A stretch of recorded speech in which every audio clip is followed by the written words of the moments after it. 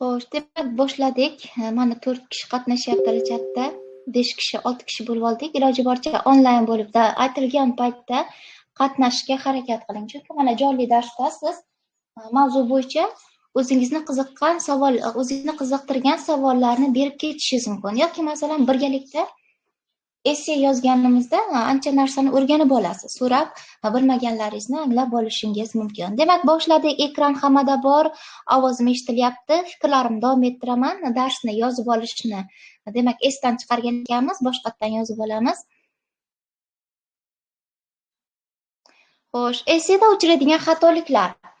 Bugungi mavzuyimiz, ya'ni xatolar ustida ishlash narsani o'tib beramiz. Ya'ni sizni essaylaringizni tekshirish davomida siz eng ko'p qaysi xatoliklarga ko'p yo'l qo'yapsiz yoki masalan essay qismlari orasida qaysi qismni yozishda qiynalyapsiz, mana shular haqida gaplashamiz. Essayda eng ko'p uchraydigan xatolardan biri bu uslubga doir xatolikdir. Ya'ni uslub deganda biz essayni publitsistik uslubda yozishimiz kerak. Publitsistik uslub degani bu fikrlaringizni aniq, ta'sirchan usulda yetkazish, bugungi kunga bog'liq holda voqea hodisalarni yoritish hisobga olinadi, nazarda tutiladi. Ya'ni publitsistika bu hozirgi paytda jamiyat orasida bo'layotgan voqea hodisalar, munozaraga, bahsga tortilayotgan masalalar degani. Publitsistika misol uchun o'tmishda bo'lgan narsalarni yozmaysiz yoki kelajakda bo'ladigan narsalar haqida emas, asosan jonli tarzda ayni paytda bugungi kunimizda ro'y berayotgan holatlar qalamga olinar ekan. Demak, uslubga doir xatoliklardan eng ko'p uchraydigani bu badiiy bo'yoqdorlikni oshirib yuborish deyiladi. Badiiy bo'yoqdorlik nima? Bir tushunchani ifodalayotganingizda yoki fikringizni, jumlani tuzayotganingizda, fikringizni ifodalayotganda badiiy tasvirlardan ko'proq foydalanishingiz bu uslubga doir xatolik hisoblanadi. Ya'ni badiiy bo'yoqdorlik oshib ketgan hisoblanadi. Misol uchun mana o'tgan galgi yozgan essaylaringizda mana shifokorlar, salomatlik haqida yozyapsiz. Xo'sh, mana shu yerda badiiy bo'yoqdorlik oshib ketgan o'rinlar uchragan yoki undan oldingi yozgan yozma ishlaringizdan misol olgan holda tushuntiraman. Misol uchun mana guldek umrimizni xazon qilish mumkin yoki masalan yana xuddi shunday jumlalarni ishlatgansiz. Kindik qonimiz to'kilgan muqaddas maskan degansiz. Kindik qonimiz to'kilgan yoki masalan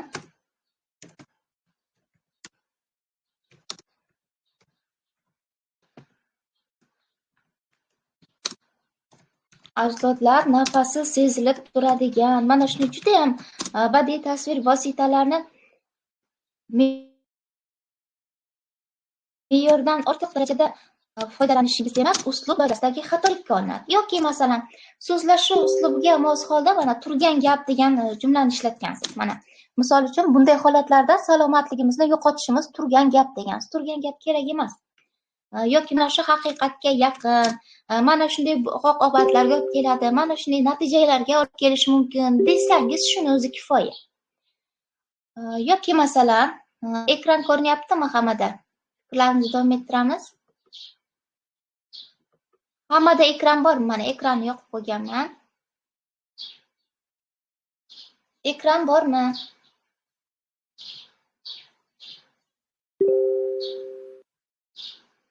Ha, bor. Menimcha o'zingizdagi muammo bo'lsa kerak. O'zingiz bilan bog'liq muammo. Boshqatdan, chatga boshqatdan kirib chiqing. Mana o'zim ham 3 marta o'chirib yoqdim ekranda muammo bo'lgani uchun. O'chirib yoqdim. Xo'sh, davom ettiraman. Siz essay yozayotganda, demak, so'zlashuv uslubiga oid unsurlarni ham qo'llamasligingiz kerak. Misol uchun, mana kecha yozgan essaylaringizda turgan gap degan ishlatgansiz yoki masalan, nima bo'pti? Bular kerak emas. Mana. Shunday bo'lsa, nima bo'pti deydi yoki nima bo'libdi shaklida ishlatadi. Yoki masalan, so'zlashuv uslubiga xos unsurlardan yana biri essaylarda ko'p uchraydi. Xo'sh, bugun tekshirgan yozma ishlardan ham bor edi. Hozir eslab sizga aytaman. Pulga o'qib chiqqan deydi mana. Shifokorlardagi malaka yetishmasligiga yana bir sabab pulga o'qib chiqqan yoki pul bilan yotgan degan bor. Xo'sh, pul bilan yopgan degan. Buni o'rniga nima ishlatish mumkin? Buni o'rniga korrupsion holatlar uchramoqda desangiz to'g'riroq chiqar edi. Demak, korrupsion holatlar, ya'ni pora olish, pora berish bilan bog'liq holatlar uchraydi deb fikringizni adabiy tilda yoritishingiz kerak edi. Mana shu shaklda yozishingiz demak tavsiya qilinadi. Bulardan foydalanish esa sizga demak essedagi uslubga salbiy ta'sir qiluvchi omillar sifatida qaraladi. Mana qizilcha bilan belgilab olamiz. Xo'sh, endi qarang. Esseda uchraydigan yana bir asosiy xatoligingiz bu. Xo'sh, kirish qismini yoza olmaslik. Ya'ni kirish qismini yoza olmagansizlar. Ko'pchiliklaringiz xato qilasizlar. Kirish qismini, ya'ni kirish qismining talab darajasida emasligi.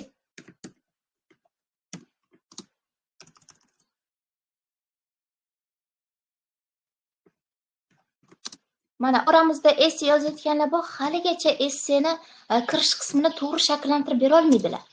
Kirish qism nimalardan iborat? Mana birinchidan umumiy gap tuzib olasiz. Qiyin emas, kirish qismini o'rganib olsangiz, keyingi yozayotganlaringizda qiynalmay yozib keta olasiz. Umumiy gap. Ya'ni mavzuning bugungi kundagi ahamiyatini, bugungi kunga bog'liqligini ko'rsatib beradigan umumiy gap tuzib olishingiz kerak. Ikkinchisi, demak, parafrez. Parafrez, ya'ni mavzu nomini qayta ishlaysiz. Parafrez mavzu nomining qayta ishlanishi. Mavzuni qayta ishlash, mavzuni qayta ifodalash deb qo'yaylik. Ya'ni so'zlarni, gap qurishlarini o'zgartirasiz degani bu. Xo'sh, ayrimlar so'zlarni o'zgartirgan, lekin gap qurilishini o'zgartirmay qoldirgan. Bu ham xatolik yoki kamchilik sifatida ko'rishimiz mumkin. Gap qurilishini ham o'zgartirishimiz kerak bo'ladi.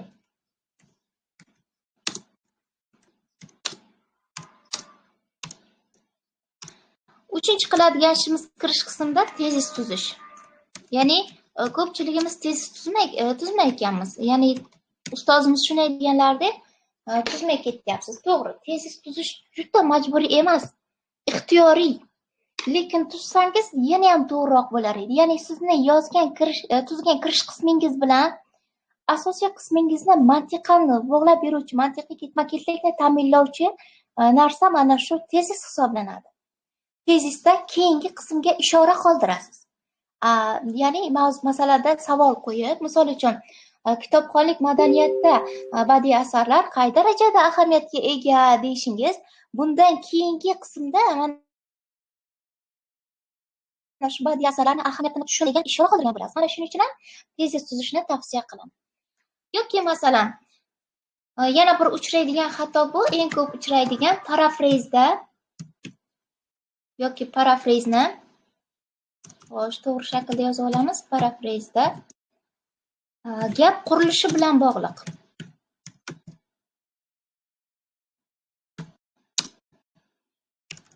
Gap qurilishi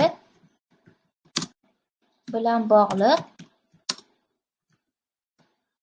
xatolik. Nima degani bu? Mana sizga o'rgatganmiz, gap qurilishda har doim yo sodda gap holida, yo qo'shma gap holida fikrlaringizni ifodalang deymiz. Siz esa gap qurilishda xatolikka yo'l qo'yasiz. Misol uchun, xo'sh, ayrimlar jahon adabiyotini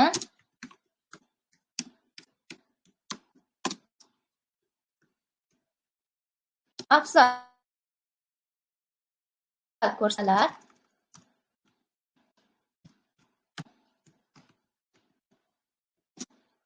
boshqalar milliy asarlarni yoki milliy adabiyotimizni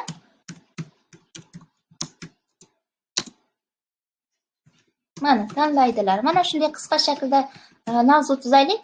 Xuddi shu shaklda tuzsangiz to'g'ri hisoblanadi. Lekin ayrimlar nima qiladi? Ayrimlar jahon adabiyotini afzal ko'rsalar deb mana bu yerda sa shaklini qo'llab turib, ya'ni sa shakli bilamizki, ergashgan qo'shma gapni boshlab berish hisoblanadi. Ergash gapni unsuri mana sa. Davomini esa boshqalar esa deb qo'shib qo'yadi. Esa so'zni qo'shib qo'yadi. Demak, bu yerda esa nima? Bog'langan qo'shma gapni u shakllantirib beruvchi vosita. Xo'sh, demak, agar siz shu shaklda yozsangiz, bu xato hisoblanadi. Ya'ni ham bog'langan ergashgan qo'shma gap holda ham qo'shma gap shaklda tuzish bu grammatik jihatdan xatolik hisoblanadi. Men shu shaklda tuzmaslikni sizdan tavsiya qilib maslahat beraman. Xo'sh. Ustoz, ekran ko'rinyapti. Boshqatdan kirib chiqing chatga.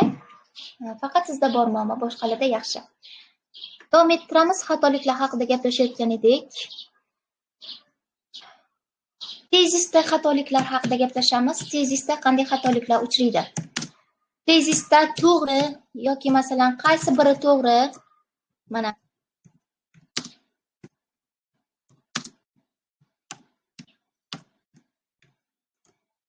qaysi biri to'g'ri yoki qaysi fikr o'rinli? Qaysi fikr o'rinli? Mana shu shaklda tezis tuzasiz, to'g'rimi? Yoki qaysi fikrlardan qaysi biri to'g'ri deb tushunish mumkin. Yoki masalan tomorasi biri fikrlari haqiqatga yaqinroq shaklda tuzasiz. Mana shunga e'tibor bering. Ya'ni mana to'g'ri deb tuzayotganingiz, ya'ni to'g'riligini so'rayotganingiz yoki o'rinliligini xo'sh savol shaklda berayotganingiz mavzu nomiga mosmi? Mana shuni yaxshilab o'zingiz o'ylab ko'ring. Misol uchun mana kecha yozgan mavzuyimizda, ya'ni malakali tajribali ishchilarni qabul qilish kerakmi yoki yosh kadrlarni ishga olish to'g'riroqmi degan mavzu tushgan bo'lsa, xuddi shu mavzuda yosh kadrlarni ishga olish o'rinli bo'lib, malakali ishchilardan voz kechish o'rinsiz emas. Ya'ni ko'tarilayotgan masalaga e'tibor qiling, muhokamaga diqqat qiling. Sizdan qaysi biri o'rinli, o'rinsiz ekanligi so'ralyaptimi yoki qaysi biri to'g'ri, noto'g'ri ekanligi so'ralyapti? Mana shuni yaxshilab aniqlashtirib oling. Ba'zida mana mazmuniga mos kelmasada qaysi bir fikr o'rinli tilda tuzib ketasiz. Bu mantiqan xato. Biri o'rinli, biri o'rinsiz ekanligi so'ralmayapti sizdan. Yoki mana shunday holatlarda xatoga yo'l qo'yishdan qo'rqsangiz, qanday ahamiyatni qay darajada yoki qanday ahamiyatga ega shaklda savol tuzib olishni tavsiya qilaman. Mana shu ahamiyatini so'rasangiz, ko'proq umumiyroq chiqadi fikringiz. Xatolik topilmaydi. Sizning tuzgan tezisingizdan xatolik topish juda qiyin bo'ladi. Ya'ni umumiy tuzib ketasiz, umumiy ma'noda mavzuga so'roq qo'yasiz. Demak, sizga mana shu shaklda tezis tuzishni tavsiya qilaman. Ya'ni qanday ahamiyatga ega shaklni ko'proq tuzishingiz kerak. Misol uchun, sog'liqni saqlashda shifokorning malakasi yoki tajribalari yoki masalan sog'liqni saqlash tizimida malakali shifokor va tibbiyot xodimlari deyishingiz mumkin. Qay darajada ahamiyatga ega desangiz, mavzu haqida umumiy savol berasiz. To'g'ri-noto'g'riga ham mana shuni ichiga kirib ketadi. Demak, tezis tuzishda mana shu jihatlarga e'tibor bering. Yana bir eng ko'p qiladigan xatoyimiz bu, xo'sh, nechinchi shaxs tilidan yozishda xatolikka yo'l qo'yasiz. Ya'ni xo'sh, bir qarasa birinchi shaxsdan yozib ketasizlar, bir qarasa uchinchi shaxsdan. Aslida qanday holda yozish kerak? Ya'ni esse nechinchi shaxs tilidan yoziladi. Mana shu masala. E'tibor qiling. Essening kirish qismi asosiy xo'sh qism birinchi va ikkinchi tomoni har doim uchinchi shaxs tilidan yoziladi.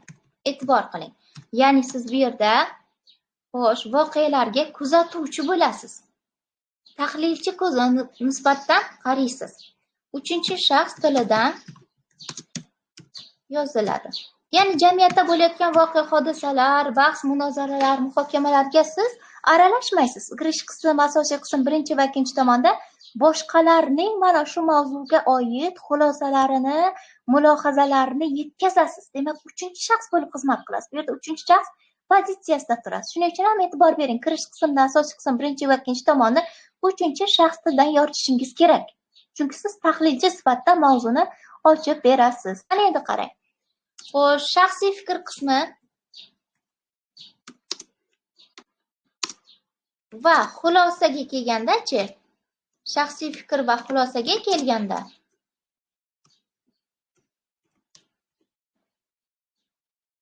birinchi shaxs tilda yozasiz.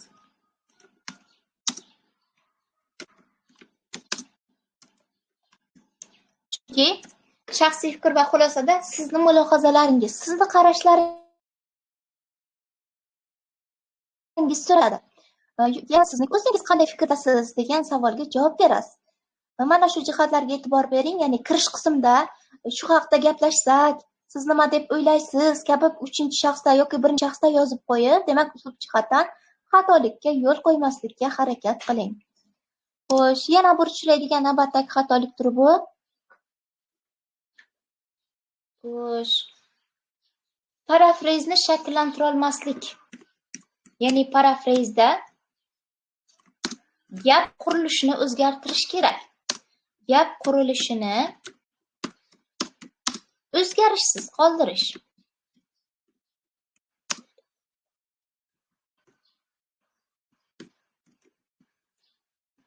Sizga berilgan mavzuning Sizga yozish uchun berilgan mavzuni yaxshilab tushunib olganingizdan keyin uni gap qurilishiga e'tibor bering. Ya'ni mavzu qo'shma gap holida berilgan bo'lsa, siz parafrazda qayta ishlaganda ikkita sodda gap holida o'zgartirishingiz kerak yoki teskarisi mana. Yoki sizga berilgan mavzu qo'shma gap holida bo'lsa, sodda gap bo'lsa, qo'shma gapga aylantirib olishingiz kerak bo'ladi. Ayrimlar mana essay yozayotganda mana shuni o'zgartirishsiz qoldiradi. Demak, bu nimani ko'rsatadi? Bu kirish qismni yetarli darajada yoritilmaganligini, kirish qism, ya'ni parafraz qayta ishlanmaganligini ko'rsatib turadi. Mana shu jihatlarga ham e'tiborli bo'ling. Gap qurilishini albatta o'zgartirishingiz kerak. Xo'sh, yana ko'p uchraydigan xatoliklardan biri bu. Xo'sh, ayrim so'zlar bor mana. Bundan tashqari yoki masalan undan tashqari. Taraf so'zi bor. Qaysi taraf fikri to'g'ri desa yoki birinchi taraf fikriga ko'ra deb yozib ketadilar. Xo'sh, misol uchun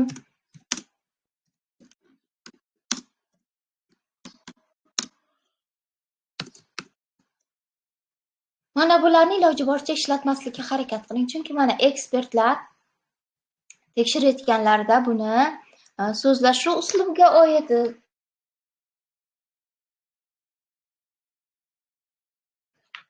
so'zli mumkin. Unda qarang, bularni o'rniga nimalarni ishlatsak bo'ladi? Bularni o'rniga tavsiya qilamiz.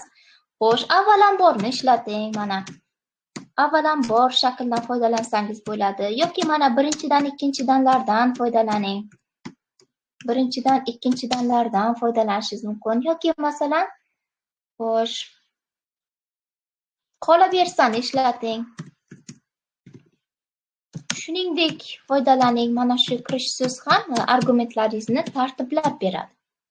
Mana shulardan foydalanishingiz tavsiya qilinadi. Yoki masalan so'zdan foydalaning. Misol uchun ishlata olmasangiz, masalan jumladan, kirish so'zlardan foydalanib fikringizni dalillab ketishingiz mumkin bo'ladi. Xo'sh, yana bir xatoliklardan biri bu. Xo'sh, olinma so'zlarni, ya'ni chetdan kirib kelgan so'zlarni. Xo'sh, chetdan kirib kelgan so'zlar deylik shuni.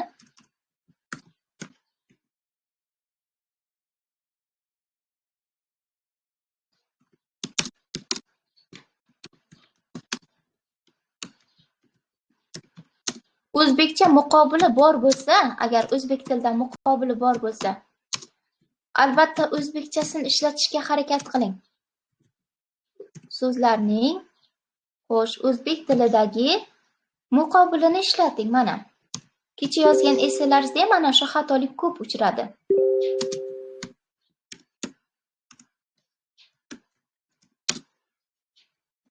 O'zbekcha muqobilini ishlating.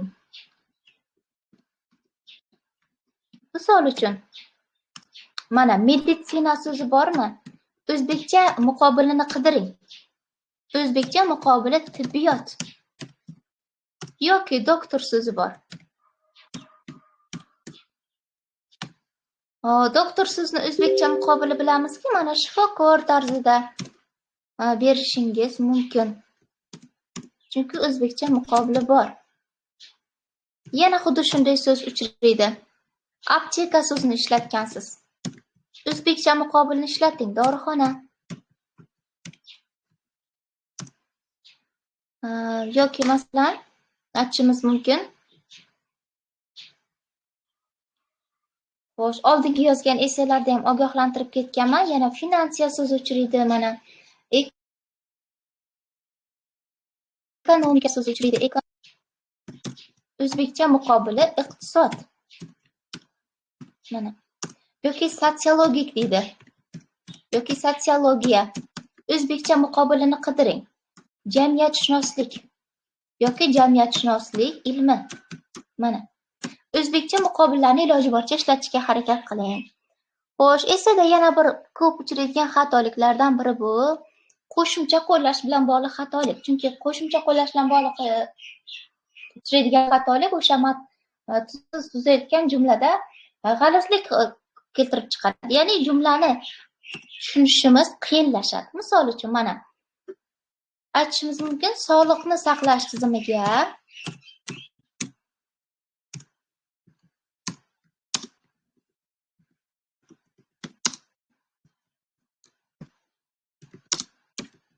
mablag' ajratdi deysiz. Mana. Kim ajratdi? Yozing egani. Ega bo'lishi kerak. Yoki mana shu yerdagi mazmunni tuzatib olish uchun, to'g'rilab olish uchun ajratildi shaklida nisbat qo'shimchasini qo'shib oling. Shundagina mana shu gapda uslubiy jihatdan g'alizlik kelib chiqmaydi. Mana shu jihatlarga e'tibor bering. Va yana shu jihatlarga e'tibor bering, uzundan uzoq jumlalar qurmang. Ya'ni uzundan uzoq gap tuzasizlar.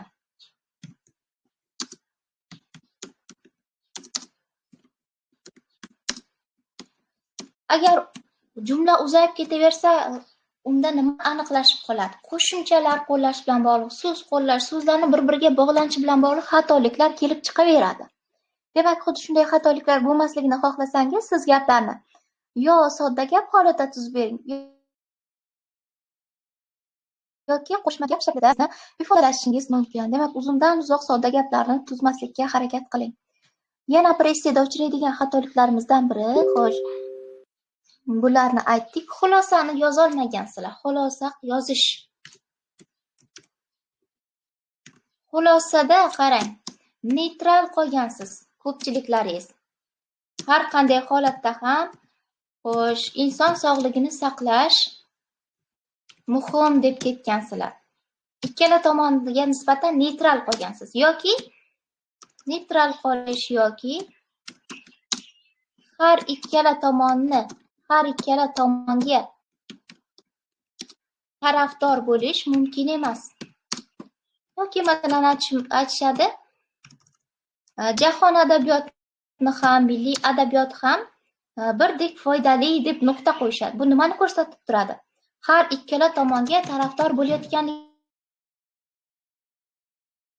ko'rsatib turadi. Demak, xulosa yozish talablari albatta siz bir tomonda bo'lib turib, ya'ni o'zingiz yoqlaydigan tomonni mustahkamlagan holda yuqoridagi fikrlarni umumlashtirib, ibratli fikr bilan yakunlab berishingiz kerak. Xulosa mana shu talablar asosida kamida 3 ta jumladan iborat holda yoziladi. Ya'ni ayrimlar bitta gap bilan xulosani tugatib qo'yishadi. Bu xato. Kamida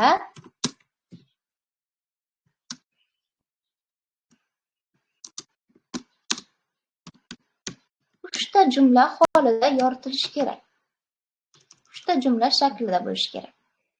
Xo'sh, esse qismlari bo'yicha, xatoliklar bo'yicha sizda savollar bormi? Savollar bo'lsa yozib qoldiring.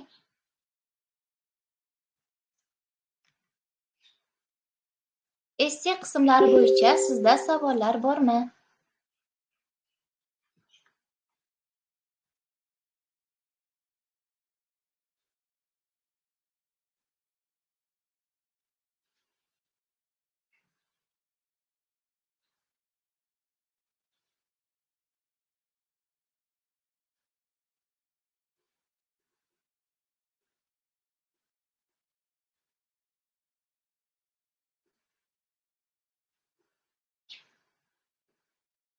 Xo'sh, savolingizni yozib qoldiring. Esseda uchraydigan xatoliklar bo'yicha sizda savol bormi? Savollar bormi? Savolingiz bo'lsa yozib qoldirish mumkin. Birgalikda javob beramiz. Agar savollaringiz bo'lmasa, xo'sh, bitta namunaviy esse yozib ko'ramiz. Savollaringiz yo'q menimcha? Yozmayapsiz? Yo'q. Demak, yo'q savollar. Tushunarli. Endi diqqat qiling. Xo'sh, siz bilan jahon adabiyoti haqida esse yozmagan ekanmiz. Namunaviy esse yozamiz, demak.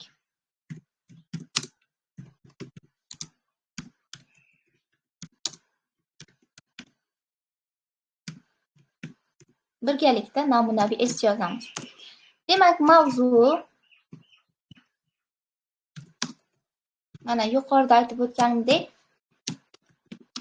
ayrimlar jahon adabiyotini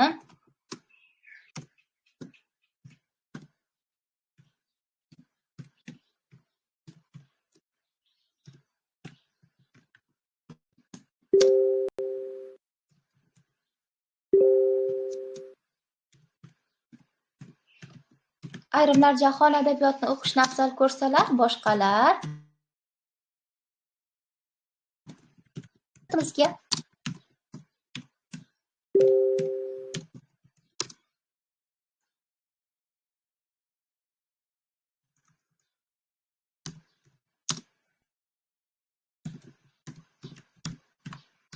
milliy adabiyotimizni tanlaydilar. Demak, mavzumiz mana shu.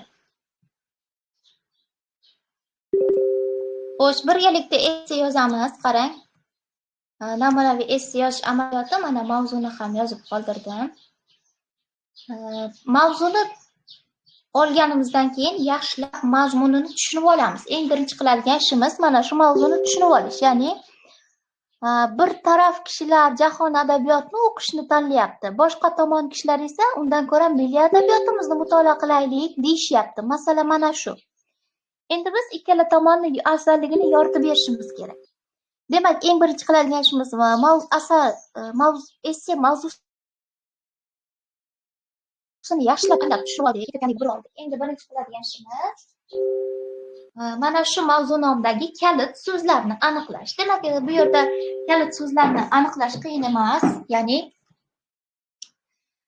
bir tomonda jahon adabiyotini o'qish masalasi turibdi. Mana bo'yab olamiz. Ikkinchi tomonda esa milliy adabiyotimiz turibdi. Mana ikkala tomon taqqoslanyapti. Qaysi birini ko'proq afzal, qaysi biri yaxshiroq, ustunroq degan savol turibdi. Demak, kalit so'zlarni belgilab oldik. Ana endi kalit so'zlardan foydalangan holda mana shu mavzuning bugungi kunda aloqadorligini, ya'ni hozirgi kunimizda qay darajada ahamiyatga ega ekanligini ko'rsatib beruvchi umumiy gap tuzib olamiz. Ya'ni mavzuning dolzarbligini ko'rsatib beradigan umumiy gap tuzib olamiz. Birgalikda yozamiz. Qani xuddi mana shu mavzuga umumiy gap tuzib bering. Men yozib ko'rsatganda sizga foyda yo'q narsa o'rganmaysiz. Siz o'zingiz amaliyotda yozib ko'rsangiz, xatolaringizni tuzattirib olsangiz, mana shu jarayonda bilmagan narsalaringizni o'rganib olsangiz, shunda ko'proq narsalarni o'rganasiz. Demak, boshladik. Xuddi shu mavzuga umumiy gap tuzib bering. Ya'ni jahon adabiyoti yoki milliy adabiyotni tanlash borasidagi masala bugungi kunda qay darajada ahamiyatga ega, mana shuni ko'rsatib beruvchi umumiy gap yozing. Boshladik. Xuddi shu mavzuga umumiy gap yozib berishingiz kerak.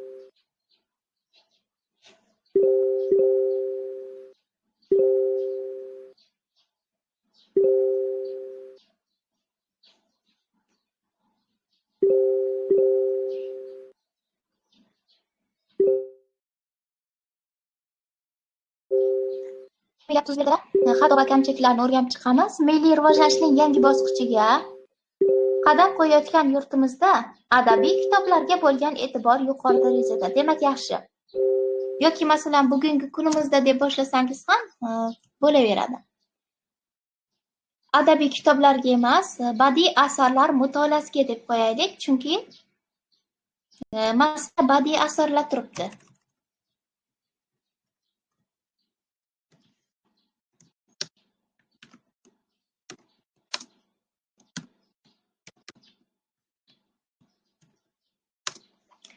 Bugungi kunda yurtimizda badiiy asarlar mutolaasiga bo'lgan e'tibor yuqori darajada. Endi parafrez tuzaveramiz.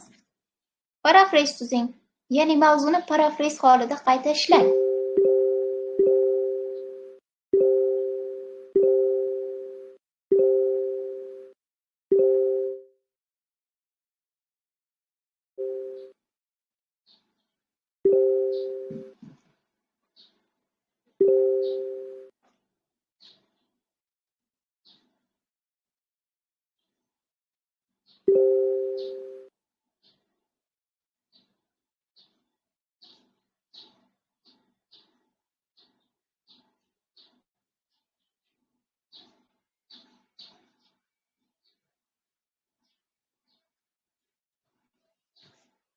Yaxshi. Bugungi kunda kitobga bo'lgan e'tibor yuqori darajada deb tuzganlar, to'g'ri. Parafrez tuzamiz, chaqaloq bo'ling.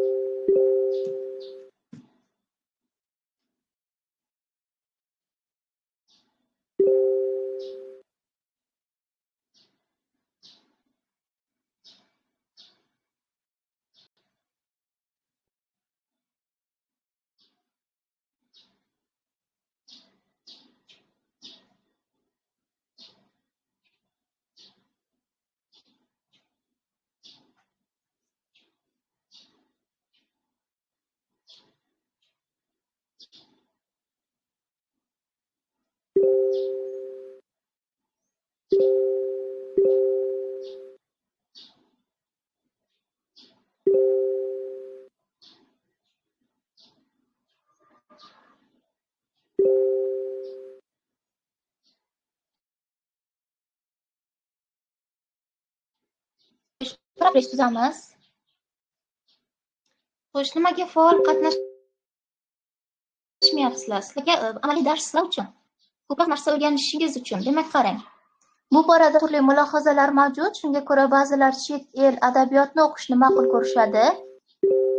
Boshqa toifa vakillari o'zbek milliy kitoblarini o'qish kerakligini aytishadi. Milliy adabiyot desangiz to'g'ri chiqar edi. Endi qarang siz, xo'sh, qo'shma gap shaklida edi. Mavzu nomi ikkita sodda gap holda qayta ishlagansiz. Demak, to'g'ri. Xo'sh, mulohazalarning qaysi bir o'rinli? Bu yerda qarang, yana shu o'rinli so'zni ishlatyapsiz. Shu o'rinli so'zni ishlatmaslikni tavsiya qilgan bo'lardim. Chunki jahon adabiyotini o'qish o'rinli, milliy adabiyotimizni o'qish o'rinsiz emas. Biri salbiy, biri ijobiy bo'lgan narsa emas bular. Bu ikkita tanlov shunchaki. Qaysi biridir afzal sifatida tanlash kerak. Yoki masalan, kitobxon dunyoqarashni boyitishda adabiyot turlari qay darajada ahamiyatga ega deb umumiyroq tuzib olsangiz to'g'riroq bo'lar edi. Xo'sh, siz bizga gap qurilishini o'zgartirmagansiz. Gapimiz qo'shma gap holida edi, mavzu nomi. Siz uni ikkita sodda gap holatda qayta ishlashingiz kerak. Gap qurilishini o'zgartiring.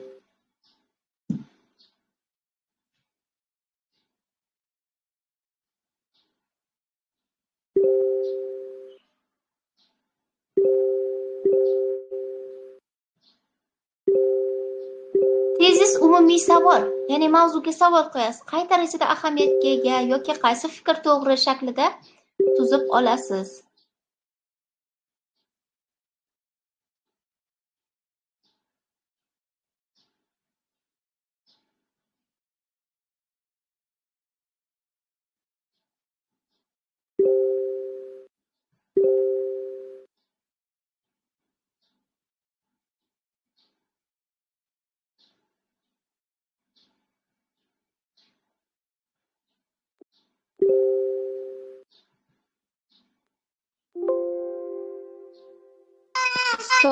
Ustoz, menga tez nima qilyapsiz-ku?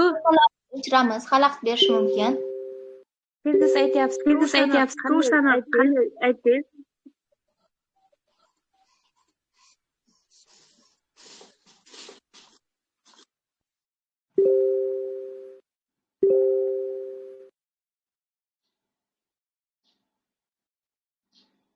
Xo'sh, parafrez tuzamiz, chaqqonroq bo'ling.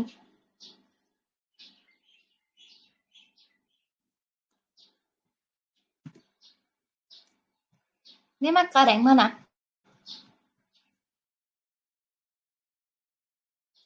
So'rab, profiliga tuzgan parafrezni namuna sifatida oldim. Xo'sh, ayrimlar mana yangi bosqichga turli mulohazalar mavjud dedik.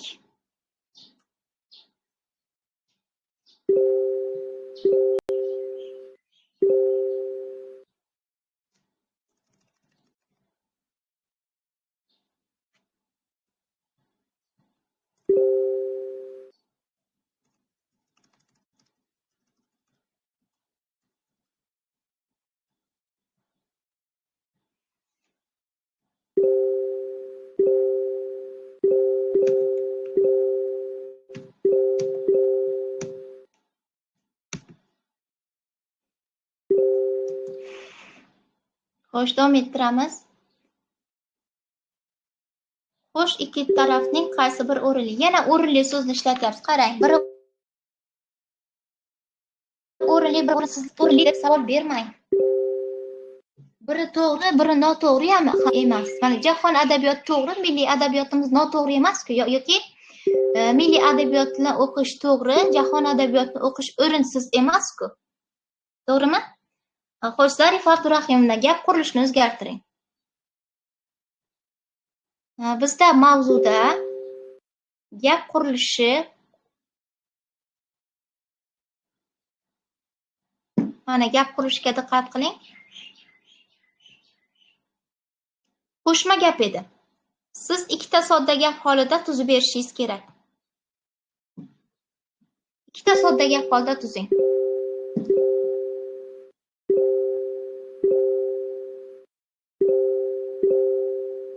Xo'sh, demak, parafrez tuzamiz, diqqat qiling. Ba'zilar chet el adabiyotini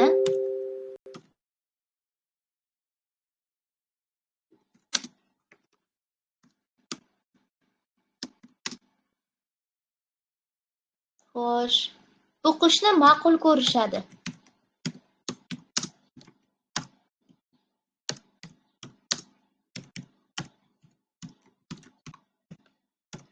Ba'zilar chet el adabiyotini o'qishni ma'qul ko'rishadi.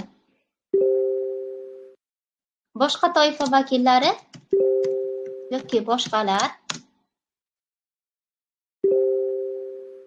o'zbek milliy adabiyotini yoki masalan milliy adabiyotni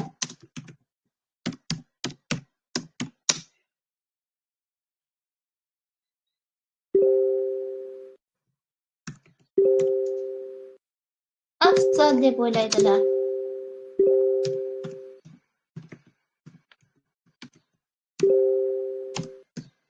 Endi tezis tuzamiz.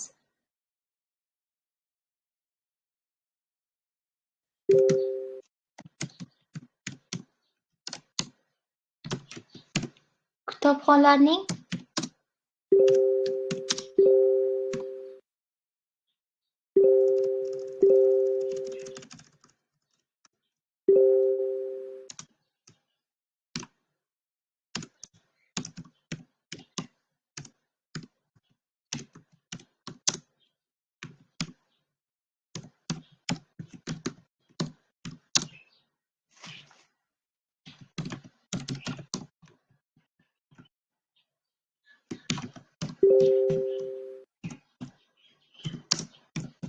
Mana tezib oldik, diqqat qiling. Kitobxon dunyoqarashi shakllanishida adabiyot turlari qay darajada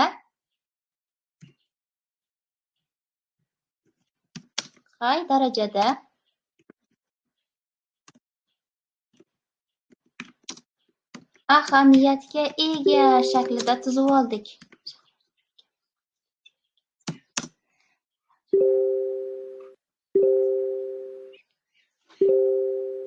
Demak, mana tezisni tuzib oldik. Ana endi davom ettiramiz. Esse asosiy qismiga o'tamiz. Demak, qarang. Siz asosiy qismni boshlashdan oldin asosiy qismni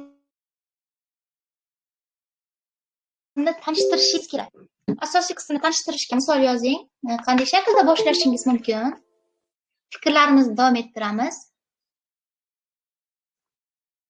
Bu masalada deymiz, qarang.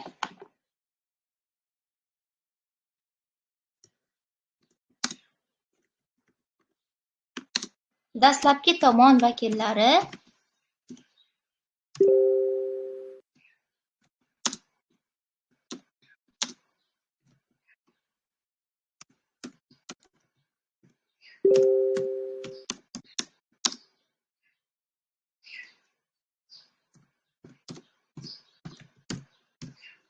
bu masalada dastlabki tomon vakillarining fikrlariga ko'ra,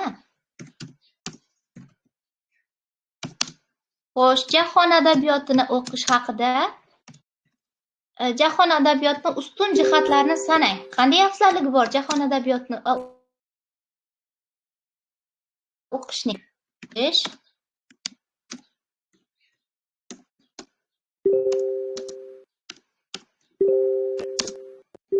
O'qish orqali boshqa millatlar tarixi, madaniyati haqida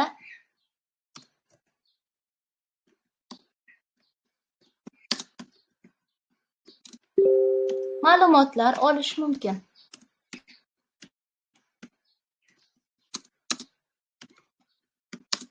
Mana sizga birinchi argumentimiz. Qolaversa, jahon adabiyotining yana qanday ustun jihatlari bor, sanang. Qolaversa, bunday asarlarni o'qish davomida yoki masalan bunday asarlarni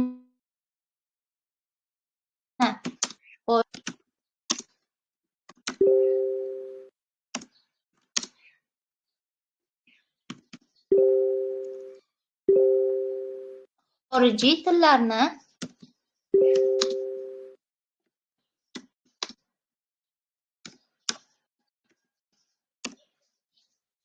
xo'sh, qolaversa bunday asarlarni mutolaa qilish xorijiy tillarni o'rganishga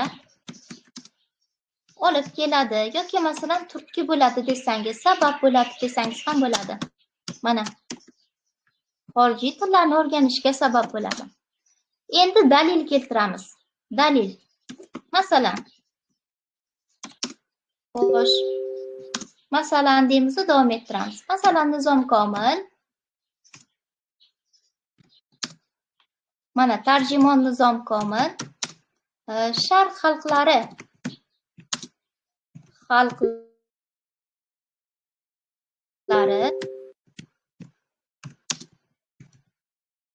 adabiyotini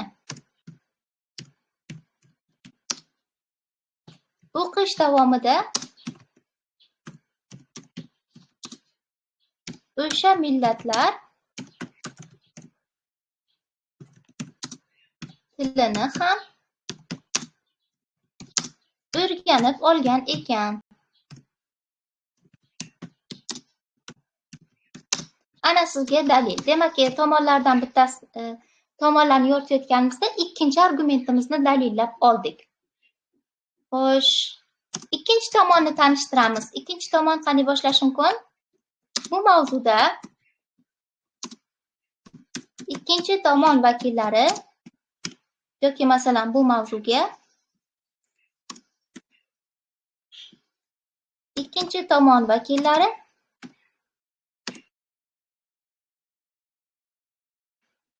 Ana endi siz milliy adabiyotni o'rganishning qanday afzalligi bor, shularni yozing.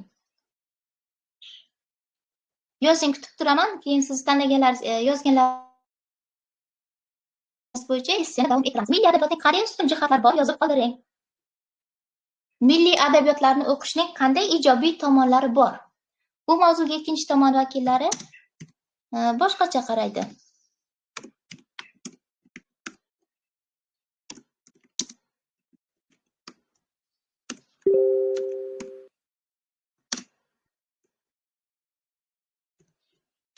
Avvalambor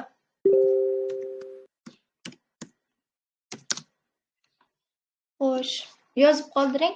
Milliy adabiyotni o'rganishning qanday afzal jihatlari bor? Xo'sh, men o'zim bilgan argumentni yozaman. Milliy adabiyotni o'qish orqali avvalambor milliy adabiy yoki masalan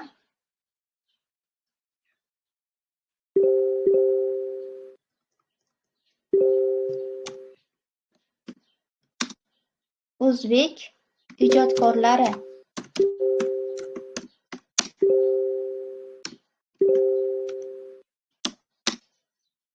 asarlari o'qish orqali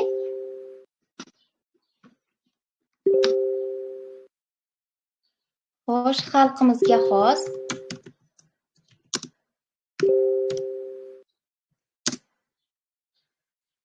urf-odat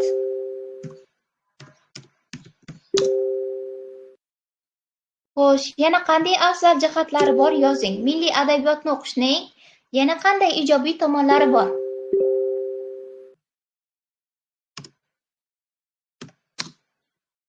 Xalqimizga xos urf-odat.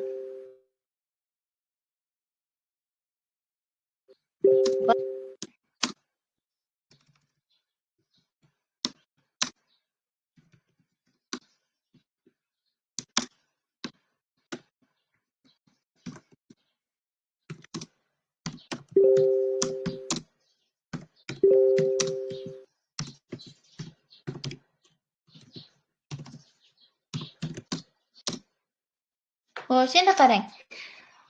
O'zbek milliy ijodkorlari asarlarini o'qish orqali xalqimizga yoshlarimiz desak bo'ladi mana bu yerda. Kelajak egalari deylik shu yerda. O'qish orqali kelajak egalari xalqimizga xos urf-odat va an'analarni yaqindan bilishi mumkin.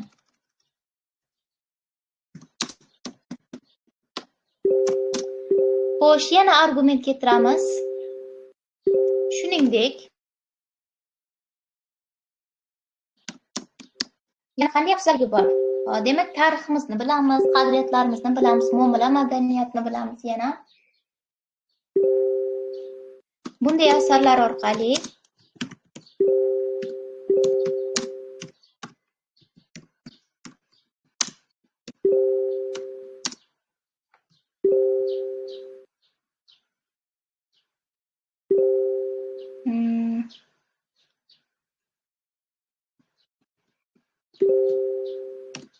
yoshlarni bunday asarlarni o'qitish orqali yoshlarni vatanga sadoqat,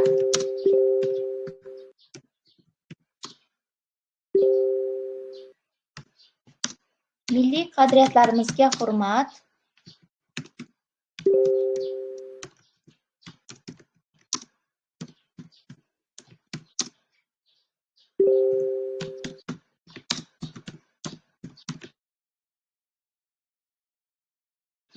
tarbiyalashi. Mana ikkinchi jihatni ham yozdik. Ana endi fikrimizni dalillaymiz. Aynan qaysi asarlar ko'proq milliy qadriyatlarimizni o'rganishga yoki masalan yoshlarni vatanga sadoqat ruhida tarbiyalashga o'z hissasini qo'shishga yordam beradi? Aynan qaysi asarlar misolda fikrimizni isbotlashimiz mumkin? O'tgan kunlar. To'g'ri. Masalan deymiz. Masalan, o'tgan kunlar. Yana qaysi asarlarni aytish mumkin?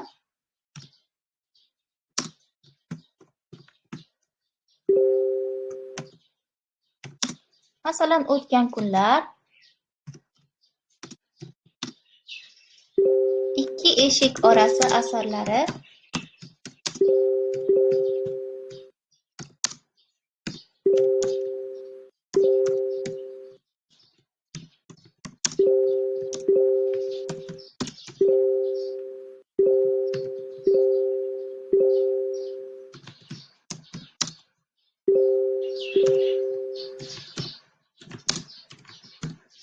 yoki masalan asarlari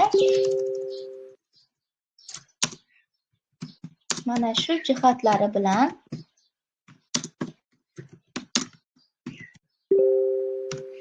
ajralib turadi. Mana yozib oldik. Yaxshi. Xo'sh, ikkala tomonni yoritdik.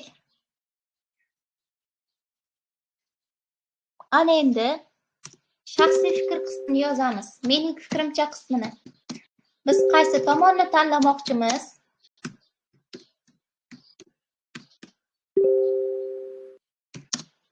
Mening fikrimcha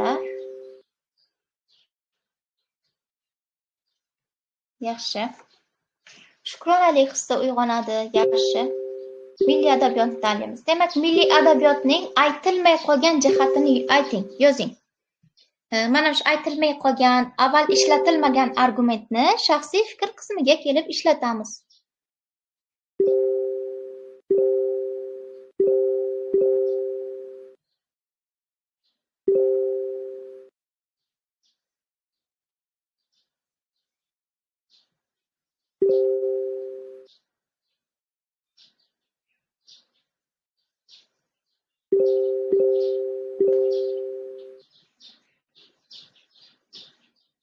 Shaxsiy fikrga misol ayting.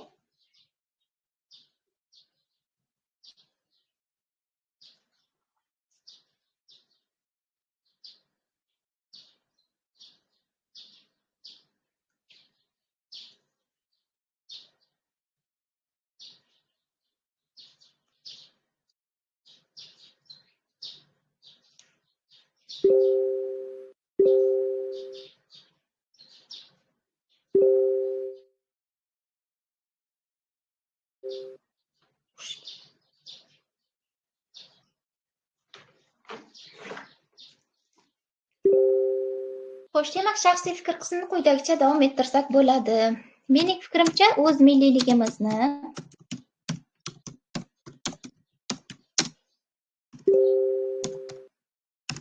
milliyligimizni yo'qotmaslik.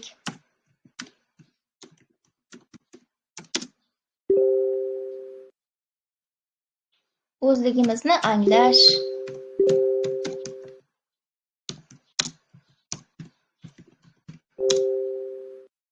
Va tarixiy madaniy merosimizdan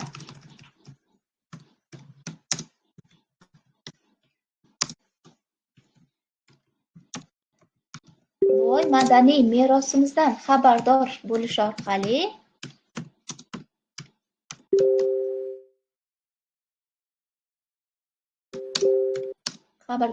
orqali ruhiyatimizni ma'nan boyitishimiz mumkin. Yoki masalan, dunyoqarashimizni kengaytirishimiz mumkin.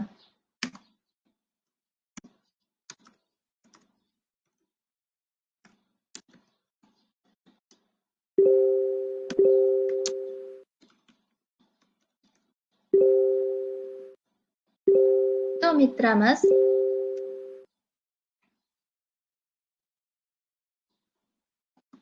Jumladan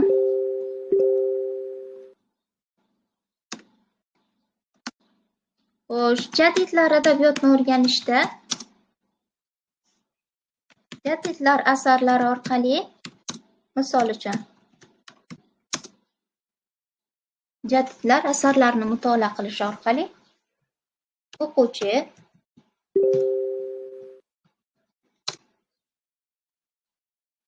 millat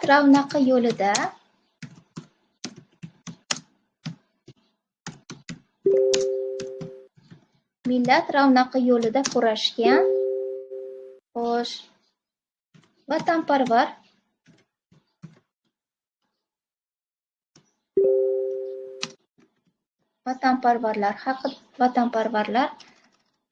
hayotini chuqur his etadi.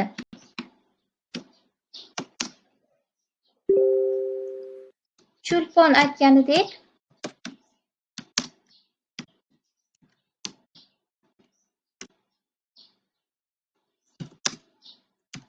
Xo'sh, mana shu yerda Cho'lponning fikrini qo'shib ketsak ham bo'ladi.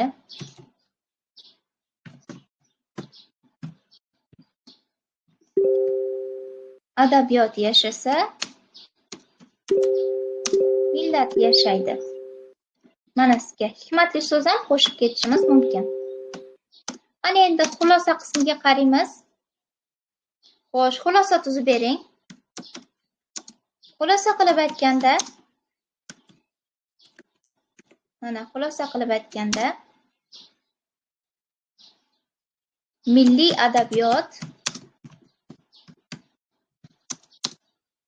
o'z xalqining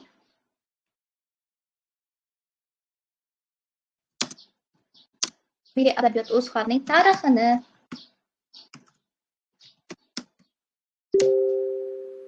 madaniyati va qadriyatlarini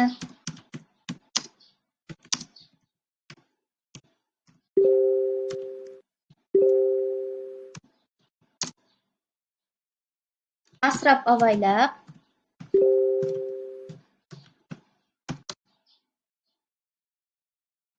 millatning ma'naviy barkamolligini ta'minlaydi desak ham bo'ladi. Millatning ma'naviy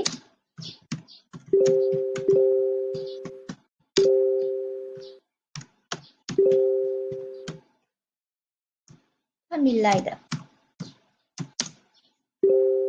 Xo'sh, yana nimalar deyish mumkin? Shu sababli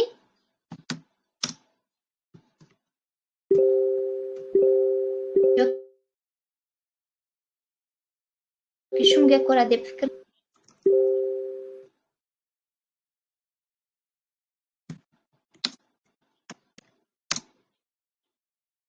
milliy adabiyotga e'tibor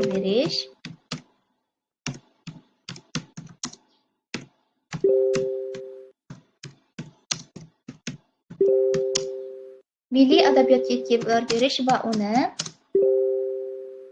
o'rganish har bir inson uchun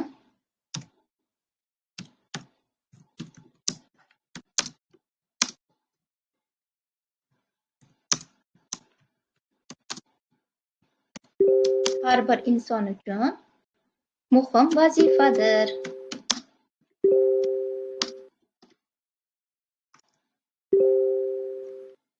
Muhim vazifa sanaladi. Ana endi xo'sh, fikrimizni xulosab ham oldik. Esseda bitta hikmatli so'zga murojaat qildik. Mana Cho'lponning hikmatli so'zini ishlatdik, to'g'rimi? Demak, esseda leksik xilma-xillikni ta'minlash uchun kamida ikkita barqaror birikma ishlatishni o'zi yetarli. Mana shu ikkitasini ishlatishimiz ham 2 ball olib keladi bizga. Va mana bu yerda tomonlar dalillandi. Birinchi tomonga Nizom Komilning chet tillarini o'rganganini misol qilib oldik. Ikkinchi tomonga o'tgan kunlar va ikki eshik orasini o'rganish orqali milliy qadriyatlarimiz, tariximiz haqida, millatimiz urf-odatlari haqida ma'lumot olishimiz mumkinligini dalil sifatida keltirdik. Demak, mana sizga namunaviy esse ham yozildi. Esse amaliy darslarda ko'proq faol qatnashing. Men o'zim yozib, o'zim qo'yganimning foydasi yo'q. Men esse yozishni bilaman. Esse yozishni siz o'rganishingiz kerak. Sizga kerak esse yozish. Demak, qolganini ham darsda onlayn qatnashga harakat qiling. Darslar sizlar uchun o'tilyapti, men uchun emas.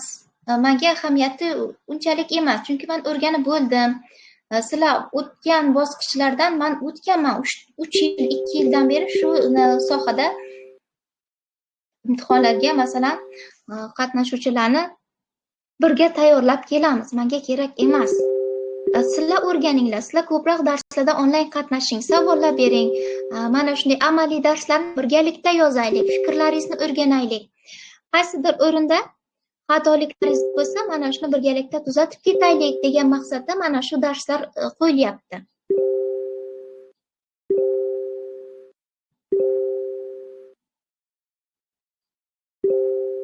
Xo'sh, amaliy darsda qatnashmasangiz,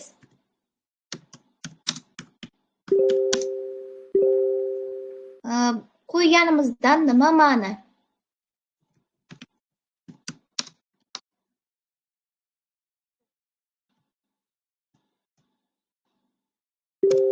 Qatnashmayapsizlar. Savol beryapman, xulosani yozing, parafrazni qayta ishlang deb jim qarab turasiz. Undan nima foyda? Siz xato bo'lsa ham yozing. Hech kim sizni urib so'kmaydi. Fikrlaringizni tuzatib ketamiz. Nimagadir nofaol qatnashyapsizlar. Mana 7 ta kishi bor edi. Adashmasam chatda. Guruhda esa 43 kishi bormiz.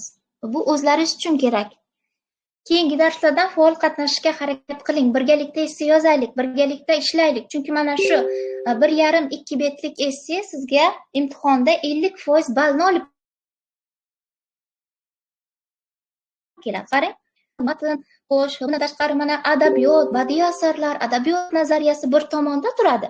Mana shu 1,5 betlik yozma ish ikkinchi tomonda turadi. Qarang, qaysi birini o'rganish osonroq deb o'ylaysiz o'zingiz? O'ylab ko'ring. Qaysi birini o'zlashtirish osonroq? Albatta 1,5-2 betlik esseni mukammal, chiroyli, zo'r qilib o'rganing. Mana shu esse sizni milliy sertifikatda ma'lum darajaga erishishingizda, ma'lum darajaga yetishingizda yordamchi bo'lib xizmat qiladi. Mana ayrimlarni ko'rasiz, grammatikasi yaxshi emas yoki badiiy adabiyotlari yaxshi emas, badiiy adabiyotlar sohasida kamchilik bor, lekin essesi juda zo'r. 65+70 darajada yozadi. Demak, nima qiladi u? Essening yaxshi ekanligi sizni kamchiliklaringizni yopib ketadi. Mana boshlang'ich ustozlar bilan ishlab ko'rganmiz. Men tajribamdan aytaman. Ularda grammatika yo'q. Juda kam darajasida o'qimagan, ona tili adabiyot sohasi darajasida matnlar bilan ishlashni, g'azallar bilan ishlashni bilmaydi ular. Lekin ularni bitta ijobiy plus tomoni esseni juda zo'r o'rganadi va mana shu esseni zo'r yozish orqali o'zlari xohlagan darajaga, hatto B+ A darajagacha ham yeta oladilar. Mana shu esseni zo'r qilib o'rganib. Qayta-qayta har xil mavzularda yozing, esse qurilish strukturasini mukammal o'rganib oling. Bu sizlarga foyda. Mana shu darslarda qatnashib borsangiz, savollaringizga javob olib, xatolaringiz ustida ishlab borsangiz, albatta yozma ishingizni yaxshilab olishingiz mumkin. Xo'sh, dars bo'yicha savollar bormi? Dars bo'yicha menga savollaringiz bormi?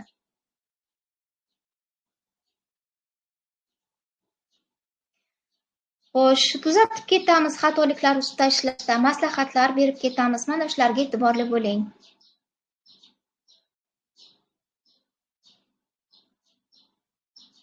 Savollar bormi? Savollar yo'q demak. Xo'sh, savollaringiz yo'q bo'lsa, men chatni tugataman. Keyingi darslardan faol qatnashishga harakat qiling. Sizlar uchun o'tib berilyapti darslar. Men shunchaki tahlilchiman, lekin ustoz aytganlari uchun, maslahat, tavsiya berganliklari uchun mana nazariy darsni ham bir o'tib ko'ray. Balkim xatoliklari kamayar, qaysi o'rinlarda tushunmagan o'rinlari bo'lsa, yordam berib ketishim mumkin degan maqsadda mana shunday nazariy darslarni tashkil qildik. Albatta qatnashing, e'tiborsiz qoldirmang. Imtihonga ham o'zi qancha vaqt qoldi? Mana oldimizda avgust bor, sentyabr bor. Sentyabr ham ishlar bilan o'tib ketsa, demak 1,5 oy sizda tayyorlanish uchun vaqt qolyapti. Bu juda kam. Mana 90 kunlik vaqt qoldi deb yozadilar. Lekin o'zingizni mukammal tayyorlanishingizga, mavzularni yaxshi o'zlashtirishingizga bog'liq hammasi. Savollaringiz bo'lmasa, chatni tugataman. Sog' bo'ling, salomat bo'ling. Keyingi darslarda hamma onlayn bo'lib, baravar birgalikda faol qatnashishga harakat qiling.